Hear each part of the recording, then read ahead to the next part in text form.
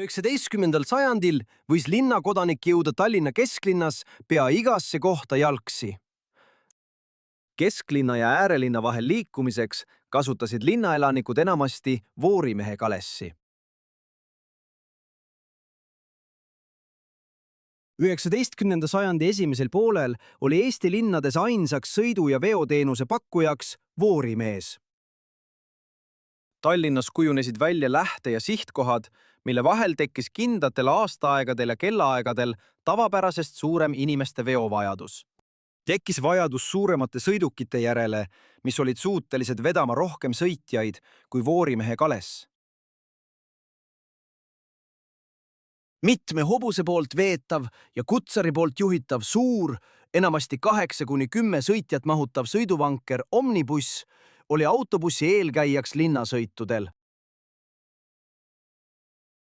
Eestis liikuvad omnibussid olid enamasti tagasihoidlikud ja nägid välja nagu suured vedruvankrid. 1880. aastatel liikusid omnibussid Tallinnas kesklinnast Kadriorgu.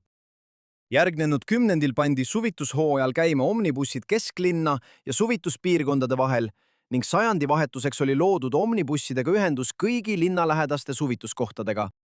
Aastatel 1870 kuni 1880 alustasid mitmed ettevõtjad reisijate vedamist linnade vahel reisitõldade ehk diližanssidega.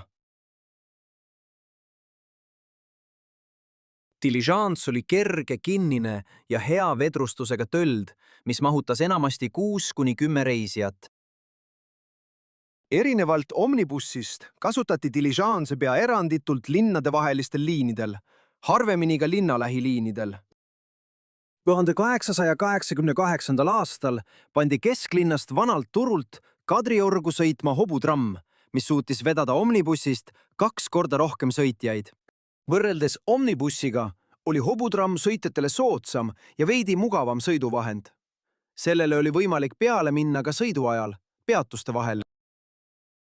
1913. aastal tellis Vene Balti laevaehituse mehaanikatehas Saksamaalt 5 2-korruselist firma Büssing autobussi, mida hakati kasutama tööliste veoks kesklinnast Koplis asuvasse tehasesse. Veidi hiljem tehase poolt Peterburist soetatud laiarööpmelised kasutatud aurutrammid suutsid vedada Telliskivi tänava lõpppeatusest Koplisse igapäevaselt tuhandeid sõitjaid. Hilja öösel ja varahommikul liikuvad tossutavad ja mürarikkad aurutrammid häirisid ümberkaudseid elanikke. Regulaarse bussiliiklusega tehti Tallinnas algust 1922. aasta mais.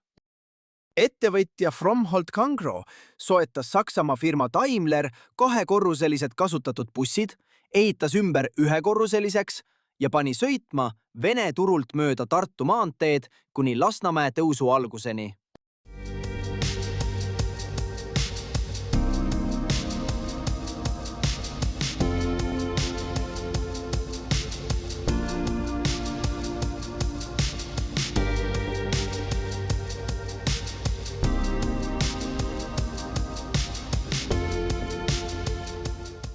Bussid pidasid kinni sõiduplaanist ja sõitjad olid teenindamisega rahul, kuid seoses trammiliikluse käivitamisega Koplisse tühistati tema liiniluba. Järgnenud kuudel käivitas Fromhold Kangro ka bussiliinid Seevaldini, Kalamajja, Piritale ja Kosele. 4. augustil 1923. aastal avas Fromhold Kangro bussiliini Tallinna ja Nõmme vahel. Kõikidel tema liinidel kasutati veoauto Ford T-veermikul ehitatud autobusse. Välismaa ettevõtetes valmistatud autobussid olid kallid, mistõttu osteti Eestisse sajandi alguskümnenditel ainult üksikuid autobusse. Bussiliikluse käivitamisest huvitatud ettevõtjad hakkasid soetama tehastes toodetud veoauto mootoriga veermikke. Kõik ülejäänu valmistasid ning andsid bussile lõpliku väljanägemise kohalikud puidu- ja metallitööd tundvad meistrid. Kõige enam valmistati Eestis algelisi väikseid autobusse Ameerikas toodetud veoauto Ford T-veermikul, mille soetushind oli soodne. Valminud autobuss oli sisuliselt veoauto, millel oli veokasti ja juhi kabiini asemel avatavate akende, ukse ja mõne trepiastmega sõitjate veofurgoon. Väikesed ja kitsad bussid mahutasid enamasti kuni 20 sõitjat, kes istusid pikkadel puidust valmistatud polsterdatud pinkidel küljega sõidusuunas. Sõitjate peale ja mahaminek toimus tagant, kus selleks oli trepp. Bussi paremal küljel ka teine uks. Bussi mootoril ei jätkunud järskudel tõusudel sageli piisavat võimsust, mistõttu pidid sõitjad väljuma, bussi kõrval kõndima või bussi tagant lükkama. Tartus hakkasid 1922. aasta 15. augustil Müürsepa nimelise ettevõtja 2 Ford T alusel ehitatud lahtiste külgedega autobussi vedama reisijaid raudteejaama ja Peetri kiriku vahel. Mõni aasta hiljem teenindas liini Peetri kirik, Suurturg, Vaksal ettevõtja Fromhold Kangro Ford T baasil valmistatud autobussidega.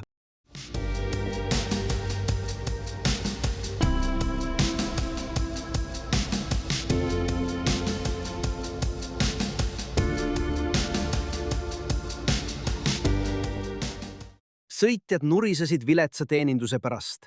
Oli vaja soetada uusi busse, kuid selleks nappis ettevõtjatel raha. Ettevõtjad hakkasid soetama suuremate veoautode veermikke ja valmistama senistest paremaid, pehmete istmete ja 2 küljeuksega busse. 1925. aastal avas autoärimees ja ettevõtja Hans Vinnal bussiühenduse Tallinna ja Pärnu vahel 3 12-kohalise Fiat autobussiga. 1929. aastal korraldas Tallinna ja Pärnu vahelist bussiliiklust ettevõtja Karl Siitan oma Renault bussidega. Veoauto Renault põhjale ehitatud bussid sõitsid nii Hiiumaal kui ka Tallinna ja Pärnu vahet. Pärnu busside lõpppeatusest väljusid bussid lisaks Tallinnale ka Tõstamaale ja mitmetesse teistesse asulatesse. Ettevõtjad Kangro ja Tatsi laiendasid oma tegevust ning bussiliiklus käivitati ka Tallinna esimestel linna-, lähi- ja maaliinidel. Kangro bussid sõitsid 1925. aastal Viimsisse ja Rannamõisa, Tatsi bussid aga alates 1926. aastast Loksale ja Valgejõele. 6 bussijuhiga sõitis linnaliinidel tavaliselt ka konduktor, kes tegeles piletite müügiga ja teavitas reisijaid peatusesse jõudmisest. Puidust sõrestikul valmistatud bussikered olid nigelad. Mõne aasta järel püsisid need vaevalt koos. Bussid ei suutnud püsida sõidugraafikus, olid sageli remondis ning puudusid liinilt.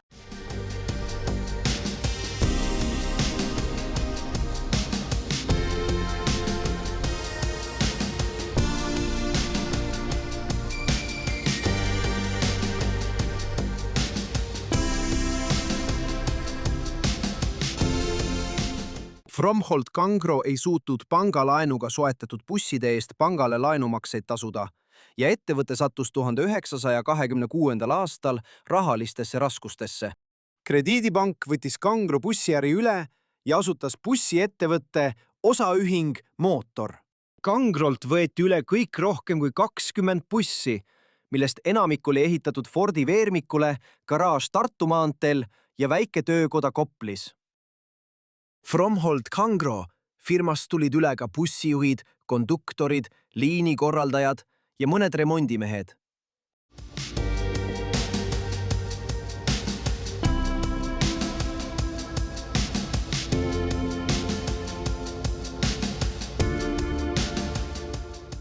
Esimesed mootori ehitatud sõidukid olid eelmistest suuremad ja mugavamad 19 iste ja 11 seisukohaga Graham Brothers veermikul bussid. Tekkinud kahjus saadi üle ja 1929. aasta suvel kuulus ettevõttele lisaks olemasolevatele juba 35 uut autobussi. Osaühing Mootor alustas 1929. aastal selleks kohandatud bussidega ka kaubavedu. Kuna välismaa bussitehastes valmistatud autobussid olid endiselt kallid, ehitati ka 1930. aastatel peaaegu kõikide busside puitkarkassil kered kohapeal puussepa töökodades.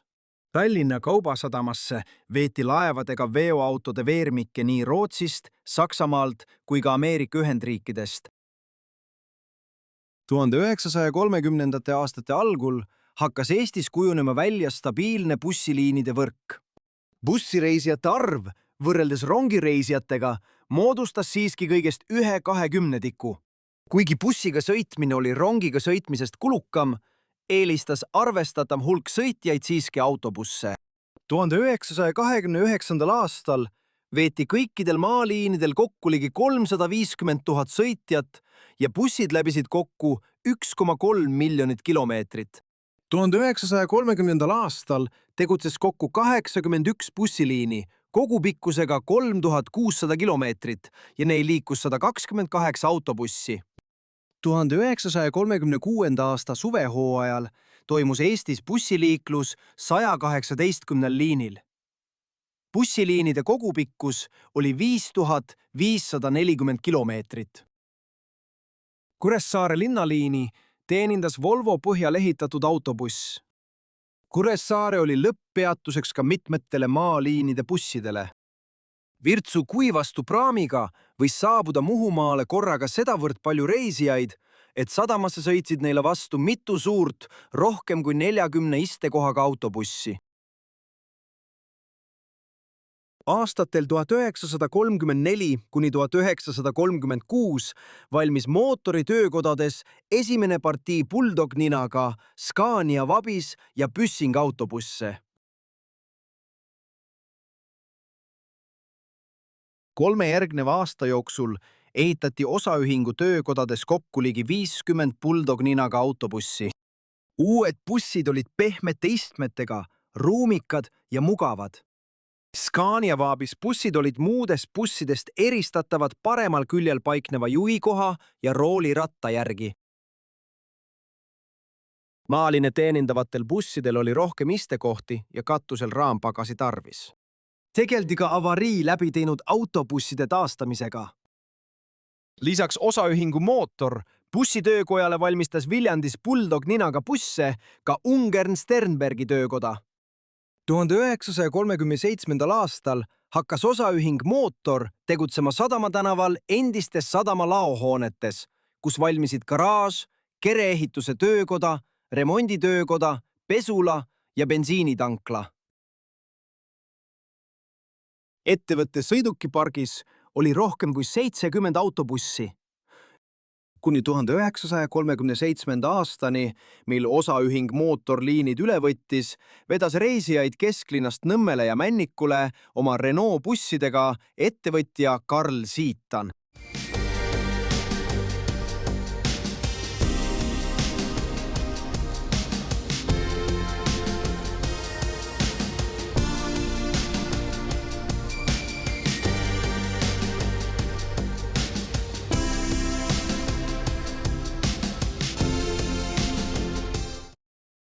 Kuna osaühingu mootorbussid konkureerisid Tallinnas samal marsruudil liikuvate linnale kuuluvate trammidega, hakkas linnavalitsus otsima võimalust mootoribussiliinide ülevõtmiseks. Tallinna linnavalitsus tellis Soome ettevõttest 3 Büssingi veermikule ehitatud 34 iste ja 12 seisukohaga autobussi. Autobussid pandi sõitma Vene turult Koplis asuva Tehnikaülikoolini. 1937. aasta 1. detsembril leidis aset Tallinna linnavalitsuse esimese bussiliini pidulik avamine. 7 kilomeetri pikkusel Kopli liinil peeti ühendust 20-minutiliste intervallidega esmaspäevast laupäevani.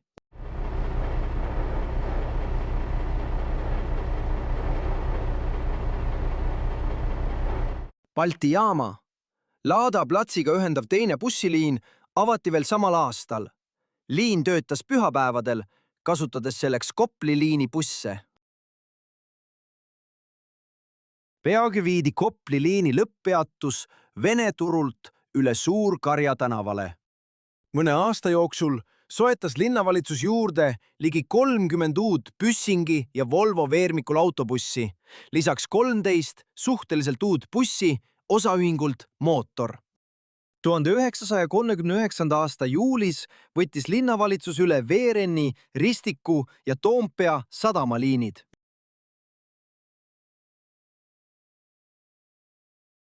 Peaaegu kõik linnaliinid ja suurem osa maaliinidest said alguse ja lõppesid Vene turuplatsil ehk praegusel Viru väljakul.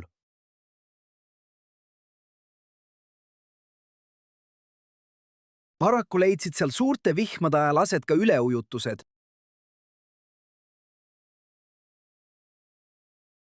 Lisaks peatustele oli siin ka busside parkla, kus need seisid liinidele väljumise ootel.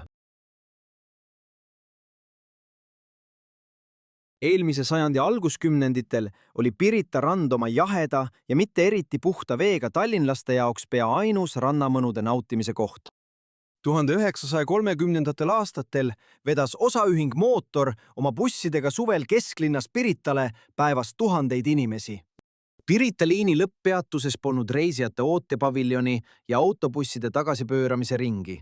Uus ja moodne Pirita autobussijaam avati 1939. aastal. Alates 1940. aastast teenindasid Pirita liini Tallinna linnavalitsuse bussid.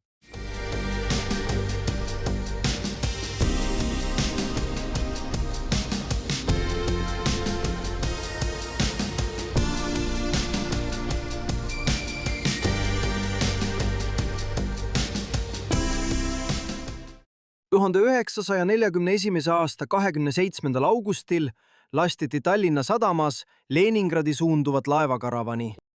Sakslased tulistasid Lasnamäel haubitsatest sadamas olevaid Nõukogude sõjalaevu, mistõttu sai Tallinna sadam suuri purustusi. Sadama tänaval olnud, vahepeal natsionaliseeritud osaühingu Mootor bussipargi hooned koos nendes ja territooriumil seisnud 23 bussiga hävisid peaaegu täielikult. Alles jäid üksikud mujal garažeeritud bussid. Suurema osa Mootori uutest bussidest olid viinud punaarmeelased enne sakslaste saabumist koos evakueeritutega Venemaale, kus need sõja ajal hävinesid. 1944. aasta sõjasündmused tõid Tallinna linnavalitsuse bussipargile suuri kaotusi. Trammidepoos ja selle territooriumil seisnud autobussidest hävines suurem osa. Alles jäänud 19 autobussist osutusid sõidukõlblikuks vaid 7. Kõik bussid, mida oli võimalik sõidukorda viia, ka osavate töömeeste poolt taastati.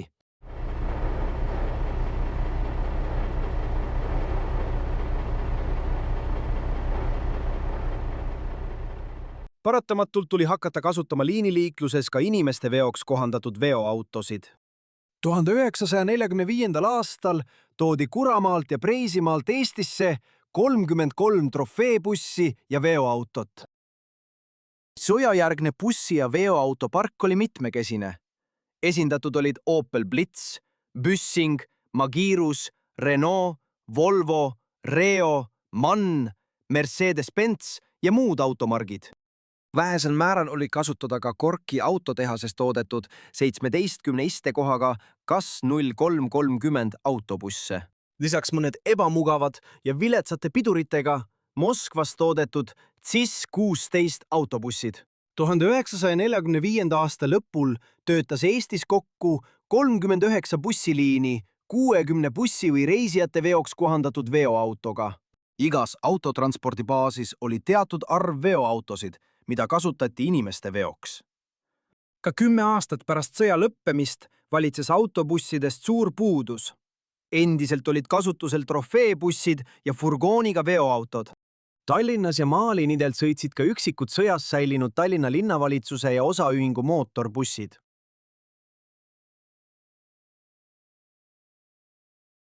Stalini nimelisest autotehasest Moskvast saabusid 1948. aasta kevadel esimesed diiselelektrilised bussid ZIS 154. Ameerika Ühendriikide tootja litsentsi alusel Moskvas ehitatud ZIS 154 diiselelektrilised bussid olid ainulaadsed. Autobussi tagaosas olev mootor käitas elektrigeneraatorit, mis omakorda toitis tagasilla küljes olevat elektrimootorit. 1950. aastal asendas Moskva tehas litsentsi alusel toodetud bussid kodumaiste bensiinimootoriga ZIS 155 bussidega. Need olid eelmistega välimuselt sarnased, kuid veidi lühemad ja väiksema arvu istekohtadega. bussid ehitati veoautod ZIS 150 mootori, agregaatide ja sildade baasil. Istekohti oli 28 ja lärmakas mootor paiknes salongis bussijuhist paremal. Autobusside puuduse leevendamiseks hakati Tartu autoremonditehases 50. aastate algul ehitama busse veoauto šassiile. 1951. aasta kevadel sõitis tehase väravast välja esimene 23 istekohaga autobuss TA1. Pärast katsetusi eraldati järgmisel aastal autoremonditehasele 7 veoauto KAS 51 šassiid busside ehitamiseks. Pärast eduka proovipartii valmimist tehti otsus alustada Tartus autobusside seeria tootmist.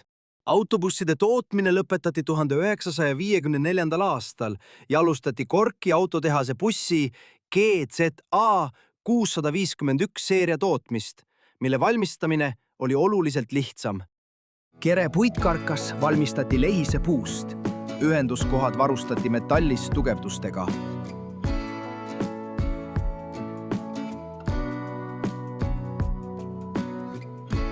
Bussi kere välispinna terasplekk kinnitati karkassile puidukruvidega. Salongi lae ja seinte katmiseks kasutati lisaks plekile ka vineeri. Aastatel 1954 kuni 1959 ehitati Tartus 584 autobussi, millest enamik müüdi teiste liiduvabariikide transpordiettevõtetele. Kuna autobussid olid kõigest 19 istekohaga, hakati arendama senisest pikema bussi tootmise ideed. Bussi raami pikendati, salong pikenes 1 akna võrra ja tekkis juurde 4 istekohta. 23 istekohaga bussi paremal küljel oli löötsuks. Uuest autobussist mudelitähisega TA6 kujunes Tartu autoremonditehase populaarseim toode. 4 aastaga ehitati kokku 730 TA6 autobussi. Suur osa toodangust saadeti raudteel teistesse liiduvabariikidesse. Tartu autoremonditehase viimaseks bussiks jäi 1987. aastal metallsõrestikust karkassi ja uuendatud disainiga autobuss TA61. 1955. aasta 10. veebruari õhtul puhkes Ülemistel autobussipargi garaaži remondiruumis tulekahju, mille tagajärjel hävines täielikult 23 autobussi ja osa remonditöökojast. Juba 2 nädalat pärast tulekahju saabus Moskvast erikorraldusel 20 uhi uut ZIS 155 bussi.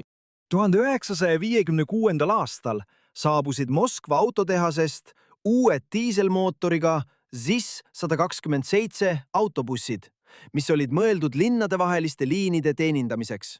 Autobussil oli needitud valget värvi kere, kõrge seljatoega istmed ja 180 hobujõu võimsusega diiselmootor, mis võimaldas arendada kiirust 115 kilomeetrit tunnis.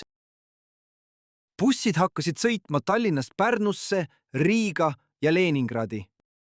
1 uksega 10,2 meetri pikkuseid ja 2,7 meetri laiuseid busse nimetati reaktiivideks 2-taktilise lärmaka mootori kõrgete pöörete tõttu. Veel samal aastal saabus Tallinna autobussiparki Ungarist 10 diiselmootoriga Ikarus 55 autobussi, mida hakati kasutama maaliinidel. 11,4 meetri pikkuse bussi tagaosas paiknes kerest välja ulatuv diiselmootor.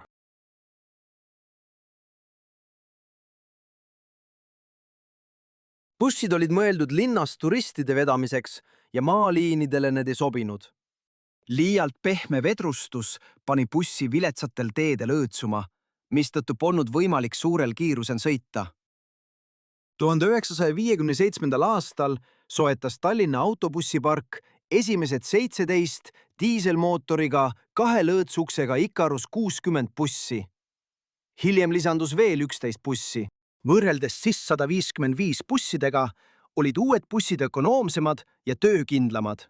mootori ja käigukasti vahel oli lühike, suure nurga all pöörlev kardaanvõll, mis pani bussikere vibreerima. Kuna juhi koha kõrval paiknev mootor oli lärmakas, hakkasid juhid kutsuma busse traktoriteks. Lisaks linnaliinidele pandi osa bussidest teenindama ka linna lähiliine. Samal aastal saabus Ungarist raudteel 28 kolme lõõtsuksega linnaliini bussi Ikarus 66. Samasuguseid, kuid ilma katuseakendeta linnabusse soetati bussipargile veel 47. Taga asetseva mootoriga bussid pandi sõitma Pääsküla ja Merivälja liinidele. Alates 1958. aastast hakkas bussipark ostma bussi ZIS 155 järeltulijaid, ZIL 158 linnaliini busse. Bensiinimootor paiknes bussijuhi istme kõrval ja reisijad võisid tunda aeg-ajalt bensiini ja heitgaasi lõhnasid.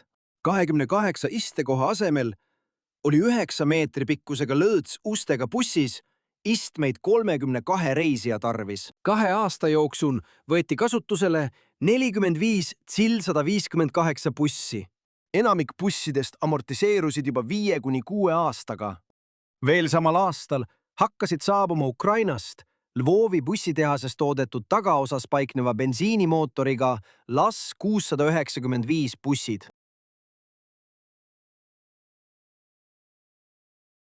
Ümarate nurkade ja katusel oleva õhuvõtjaga LAZ bussidel kasutati veoauto ZIL mootorit ja agregaate. 1960. aasta alguseks oli neid busse Tallinna autobussipargis juba 26. Esimene spetsiaalselt turistide veoks mõeldud mudel LAZ 697 jõudis bussiparki 1960. aasta detsembris. Autobusse kasutati Tallinnas ja selle lähiümbruses välisturistide, peamiselt Soomest laevaga saabunud turistide veoks. Linna- ja maaliinide lõpppeatused ning busside parkimisplatsid olid olnud endisel Vene turul ehk sõjajärgse nimega Stalini väljakul alates 1920. aastate algusest, kui esimesed bussiliinid käivitati. Linnaliinid olid suhteliselt lühikesed, mistõttu oli Stalini väljakul pidevalt palju liinile mineku ootel töötavate mootoritega busse. Seisuaegade lühendamiseks hakati lühikesi linnaliine ühendama, planeeriti senistest pikemad linna- ja linna lähiliinid. Busside parkimisplatsi lõpppeatus Stalini väljakul kaotati 1959. aastal. Veel samal aastal viidi maaliinide bussijaam üle kunagisele laadaplatsile Lastekodu ja Odra tänava nurgal. Reisijate tarvis püstitati puidust ootepaviljon. Mõni aasta hiljem alustati uue maaliinide bussijaama ehitamist. 1965. aastal valmisid samas uus maaliinide bussijaama hoone ja autobusside parkimisplats. Alates 1958. aastast hakati Pavlovu autobussitehases tootma uue tüübilisi ümara kerekujuga Bass 652 maaliinide autobusse. Kass 51 mootori ja selle juurde kuuluvate agregaatidega busse toodeti 10 aastat. 1969. aastast tulid tehase koosteliinilt veoauto Kass 53 mootori, agregaatide ja käigukasti ning veidi muudetud kerekujuga Bass 672 bussid, mis püsisid tehase tootmisliinil 20 aastat. Bass-bussid domineerisid Eestis kohalikel maaliinidel aastatel 1960 kuni 1990. 1961. aastal toodeti Ungari tehases ka pikkadest Ikarustest väiksemaid maaliini busse, 9,3 meetri pikkuseid autobusse Ikarus 630. Kaua need bussid vastu ei pidanud. Osa bussidest kanti maha juba pärast 5 aastast kasutamist. Alates 1961. aastast hakkas Ungari tehas tootma Ikarus 55 edasiarendatud modifikatsiooni Ikarus Lux. Samast aastast hakkasid saabuma Tallinna autobussiparki Ikarus Lux maaliinide ja linnadevaheliste liinide bussid. Bussi 11,4 meetri pikkune kere oli sama, mis Ikarus 55, kuid oluliselt vastupidavam. Kuni 1972. aastani soetas Tallinna autobussipark 68 Ikarus Lux bussi. Viimased Ikarus Lux bussid sõitsid Eesti teedel 1978. aastal. 1963. aasta lõpul hakkasid Tallinna bussiliinidel sõitma Ikarus 620 bussid, mida bussijuhid kutsusid analoogiliselt selle eelkäija Ikarus 60-ga traktoriteks. Modifitseeritud 9,3 meetri pikkustes bussides oli 20 iste ja 40 seisukohta, kuid tipptundidel võttis buss peale kuni 100 inimest. Busside katus ja aknapostid olid värvitud valgeks, ülejäänud bussikere oli sinist, punast, rohelist või halli värvi. Mustamäel valminud paneelmajade elanikke hakati vedama kesklinna ja tagasi peamiselt nende bussidega. Aastatel 1960 kuni 1970 leidis Tallinna autobussipargis aset kiire areng.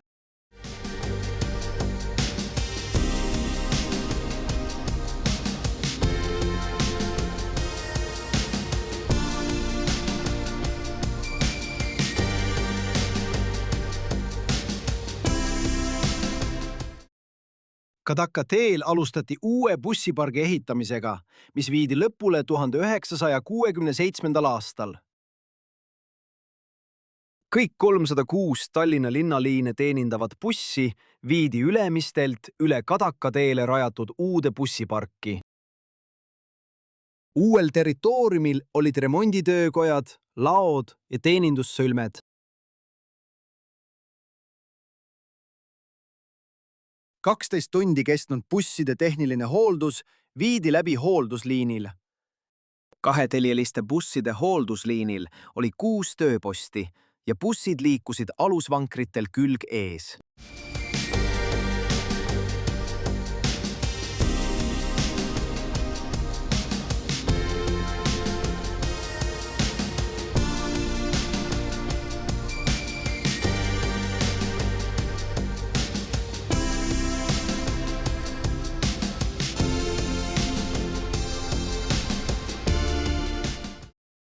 Esimesed 16,5 meetri pikkused Ikarus 180 bussid saabusid bussiparki 1967. aasta märtsis. Valged värvi bussidel oli 3 laia löötsust, 40 istekohta ja 100 seisukohta. Bussid pandi sõitma kesklinnast Mustamäele. Viimased 1973. aastal soetatud bussid sõitsid Tallinnast 1983. aasta lõpuni. Lisaks 68 valgele 3 uksega lõõtsbussile ostis bussipark aastatel 1968 kuni 1972 125 disaini poolest sarnast 11 meetri pikkust Ikarus 556 bussi, mille mootor paiknes põranda all. Moodsad bussid sarnanesid nii bussi kere kui ka tehnilise teostuse poolest Lääne-Euroopa linnaliini bussidega. 1971. aasta juunis soetas Tallinna autobussipargi Ülemiste filiaal esimesed 10 tumepunast kandilise kere ja suurte külgakendega linnadevaheliste liinide bussi Ikarus 250, mida hakati rahvasuus kutsuma akvaariumiks. 1972. aasta lõpuks oli bussipargis juba 68 11,4 meetri pikkust vastupidava kere ja mootoriga Ikarus bussi. 1973. aastal osteti Ikarus 250 lühemaid ja väiksema arvu istekohtadega Ikarus 255 busse, mis hakkasid asendama maaliinidel bensiinimootoriga LAS-busse. Valged ja punast värvi bussid olid 11 meetri pikkused, avarad, mugavad ja varasematest bussidest kütusesäästlikumad. 2 uksega bussis oli 45 istekohta. 11 meetri pikkused, tibukollased Ikarus 260 bussid jõudsid Tallinna sõitjaid teenindama oktoobris 1973. aastal.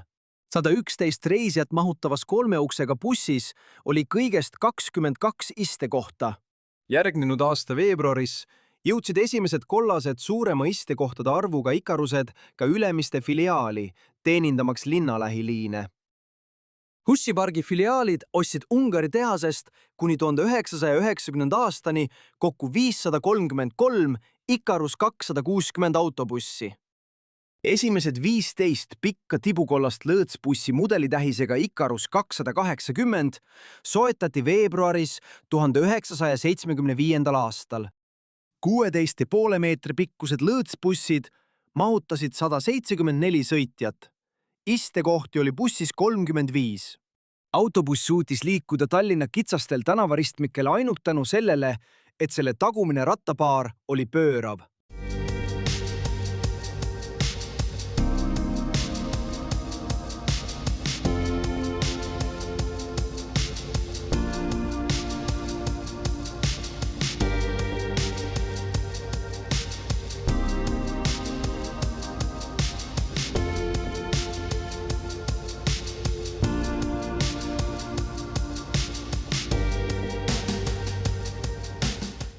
Alates 1982. aastast hakkasid Ungari tehasest Icarus 255 busside asemel saabuma moderniseeritud Icarus 256 bussid.